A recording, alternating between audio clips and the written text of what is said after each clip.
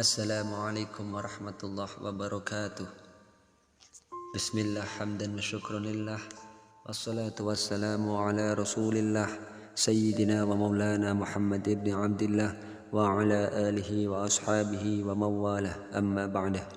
Sahabat-sahabat Fadilah Salawat Channel yang dirahmati Allah, semoga sahabat-sahabat semua senantiasa diberikan kesehatan serta kekuatan dalam menjalankan ibadah puasa, sehingga mampu menjalankan ibadah puasa 1 bulan penuh. Amin amin ya rabbal alamin.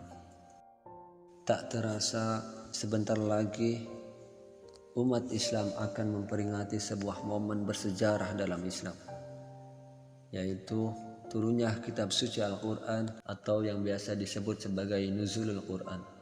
Peristiwa penting ini diperingati setiap 17 Ramadan. Ada 3 teori yang menjelaskan tentang nuzulul Quran. Teori pertama, pada malam Lailatul Qadar, Al-Quran dalam jumlah dan bentuk yang utuh dan komplit diturunkan ke langit dunia.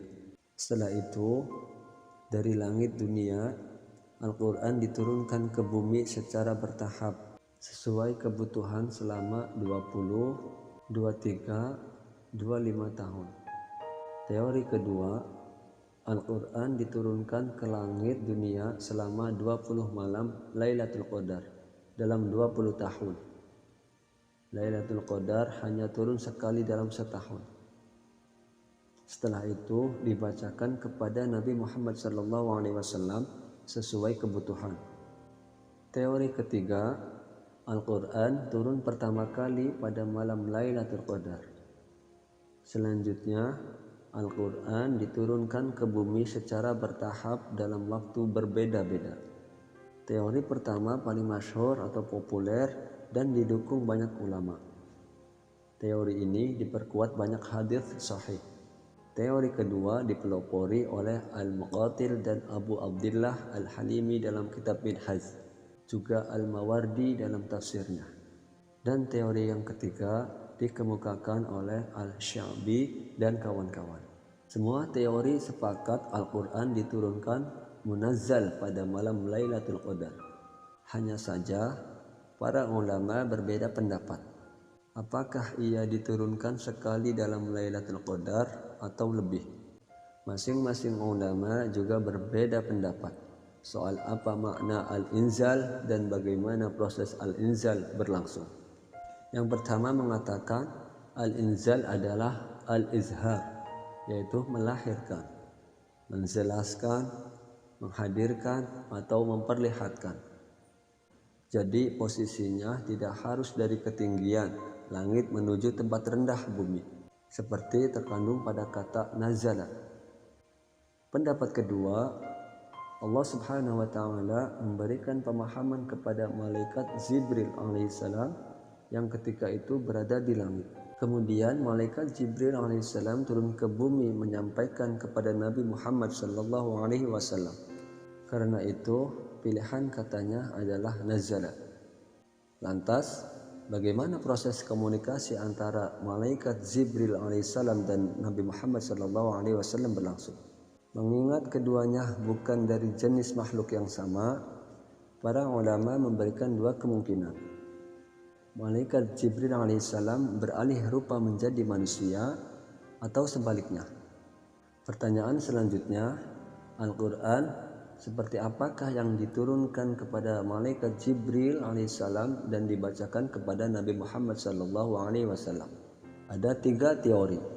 Yang pertama, Al-Quran diturunkan kepada malaikat Jibril alaihissalam lafzan wa ma'nan, atau kata dan maknanya secara sekaligus.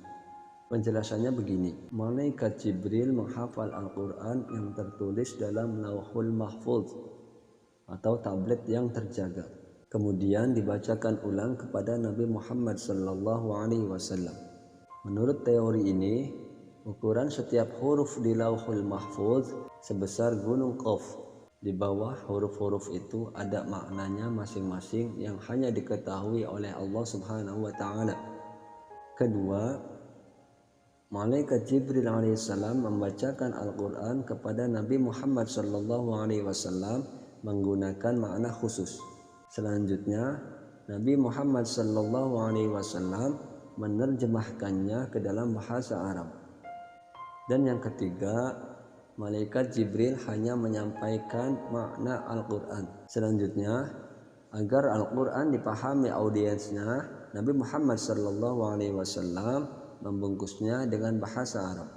Sumber Al-Zarkashi, Al-Burhan fi Ulum Al-Quran, halaman 228, volume 1. Penulis adalah peneliti rumah kitab. Dan ini cara kita mengisi malam nuzulul Quran. Makna memperingati malam nuzulul Quran yaitu mengingatkan kembali pentingnya menghayati dan mengamalkan nilai-nilai Al-Quran dalam kehidupan sehari-hari. Selain itu, bisa memotivasi kepada umat Islam untuk selalu membaca Al-Quran agar hidupnya berkah dan ada dalam ridha Allah Subhanahu wa Ta'ala. Hal tersebut disampaikan oleh Ketua PCNU Sumedang Haji Sya'dullah di kediamannya Jalan Sukamantri, Kecamatan Tanjung Kerta, Kabupaten Sumedang, Jawa Barat. Kiai yang hafal Al-Quran ini adalah lulusan PTIQ Jakarta, menjelaskan cara-cara yang baik mengisi malam nuzulul Quran. Cara-cara yang baik untuk mengisi malam nuzulul Quran yaitu: pertama, istiqomah membaca Al-Quran, minimal harus khatam 1 kali selama bulan Ramadan. Yang kedua, harus memperbanyak i'tikaf. Selama i'tikaf, bacalah Al-Quran atau zikir lainnya. Dan yang ketiga, perbanyaklah sholat malam dan doa-doa. Jelasnya. Wallahu a'lam bishawab. Demikian yang bisa Al-Fakir sampaikan.